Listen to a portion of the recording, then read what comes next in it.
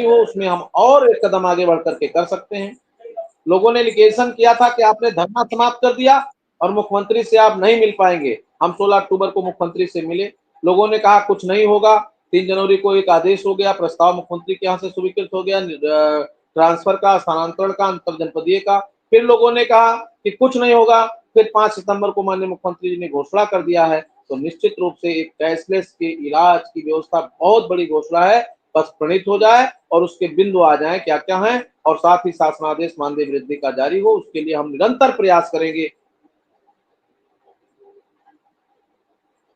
जी, अभी तक आपने कैशलेस को लेके समझा, उसका मकसद क्या है, कैशलेस में क्या सुविधा मिल सकती है, कुछ लोग जानना चाहते हैं कि कैशलेस की व्यवस्था ये होती है सर, किसी भी गंभीर बीमारी में या किसी भी बीमारी में जितने लोग आपसे टैग किए जाएंगे, आपके बेटे, आपकी पत्नी, आपके पिता माता, उन सब लोगों का जो भी इलाज होगा, जिस भी हॉस्पिटल में होगा, वहां पूरी तरह से आपको एक भी पैसा नहीं देना है, जैसा कि अन्य कंपनियों के और अन्य कर्मचारियों के होते रहे हैं।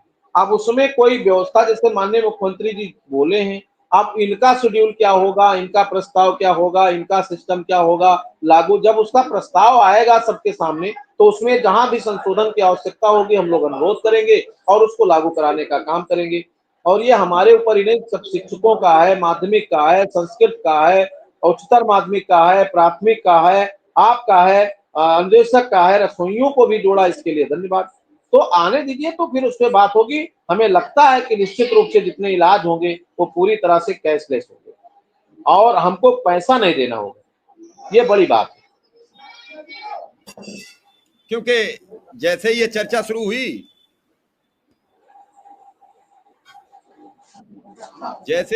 शुरू हुई, तो लोगों के यही सवाल थे, कैशलेस में क्या होगा। कई लोग शुक्ला जी एक 2022 का लेटर वायरल कर रहे हैं, उसका क्या है, क्या ऐसी कोई घोषणा हुई थी 2022 में?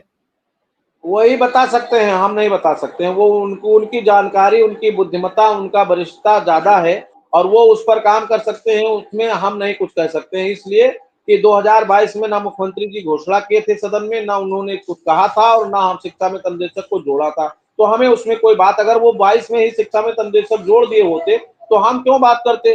और कौन लेटर है, कैसा लेटर है, उस पर हमारा कोई कमेंट नहीं। हम आगामी लेटर की बात करेंगे, आगामी शासनादेश की बात करेंगे, उस पर हम माननीय मंत्रीगणों, जनप्रतिनिधियों से अनुरोध करेंगे कि माननीय मुख्यमंत्री से मुलाकात कराएं। मुलाकात के बाद में शासनादेश जारी हो, समय से जारी हो, प्रतिबद्धता, समयबद्धता निश्चित हो और शीघ्रता हो। शुक्ला जी, कल मैंने एक बात कही थी, विक्रम सिंह ने भी सुनी थी, क्योंकि आज विक्रम सिंह रास्ते में है तो कोशिश कर रहे हैं बार बार जुड़ने की। कल उनकी सुप्रीम कोर्ट में तारीख है, 1 नंबर पर फिर उनका केस लगा है, कल उनका केस फाइनल हो जाए, ऐसी मेरी प्रार्थना है। मैं ये कह रहा था कि इस समय आपके पास में एक मौका ये भी है कि मुख्यमंत्री जी थोड़े से आगे बढ़े हैं, आप भी मुख्यमंत्री जी से पहल कर लीजिए कि हम आपका शिक्षा मित्र और अनुदेशक स्वागत करना चाहते हैं। जल्दी से कोई समय ले लीजिए तो ये सारा काम शासनादेश का भी हो जाता, क्योंकि जब वो आएंगे आप शिक्षा मित्र अनुदेशकों के बीच में, तो फिर खाली हाथ नहीं जाएंगे, बिना दिए नहीं जाएंगे।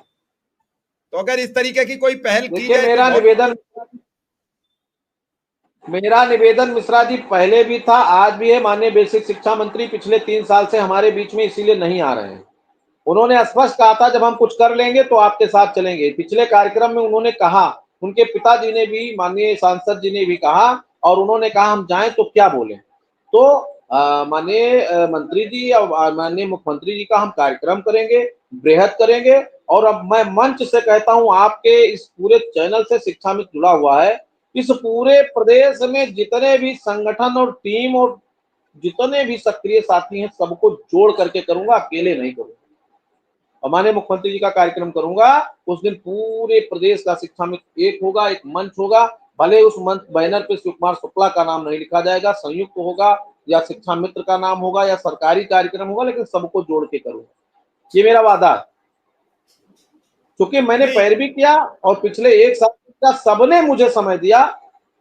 भले ही संघर्ष के लिए लोग अलग अलग अपना विजन बनाए हों, कुछ लोगों ने बांटने का काम किया, उसमें हमारे भाइयों का नहीं, बड़े लोगों का भी हाथ था। लेकिन मैं जब भी करूंगा तो उस निर्णय पर अपने कायम रहूंगा और सबको साथ लेकर के करूंगा और कार्यक्रम जरूर करूंगा। घोषणा होगी, कई माननीय मंत्रियों ने कहा है कि जिस दिन माननीय मुख्यमंत्री जी को करना होगा उसके पहले आप लोगों को बिठाएंगे, बात करके और कार्यक्रम देख के, कार्यक्रम में जैसे सारे चीजों का नियुक्ति पत्र और घोषणाएं होती हैं, ऐसे ही आपका भी होगा और बेहतर होगा, अच्छा होगा। हम उस दिन का इंतजार करेंगे कि बेहतर हो, अच्छा हो और हमारे शिक्षा मित्र और शिक्षा मित्र का जीवन खुशहाल हो। शुक्ला जी, कुछ समर कैंप की नई जानकारी मिली? बड़े साथी परेशान है, वो संडे हो सैटरडे हो सर कल तो बात करेंगे, हमने कहा था इसी सप्ताह पैसा जाना है, डायरेक्टर ने फाइल शासन में दे दिया था, तो आप कल बात करेंगे तब बताएंगे। और मानदेय चला ही गया है और स्थानांतरण की पॉलिसी भी जारी होनी है, तो आदरणीय शर्मा जी आ जाएंगे, हम लोग बैठ कर बात करेंगे, डीजी से बात करके फिर लोगों को बता देंगे, डेट बता देंगे। चलिए शुक्ला जी, फिलहाल तो यही आपकी बात ठीक है और मेरी भी यही है, लेकिन एक फर्रुखाबाद के बकाये पे जरूर आप इस बार चर्चा करिए। ये बड़े साथी परेशान है। फर्रुखाबाद के बकाये पर उनके कहने से नहीं, हमने कल उस दिन हम लोग गए थे तो हमने बात किया है, फर्रुखाबाद के बीएसए ने अपनी संख्या में भिन्न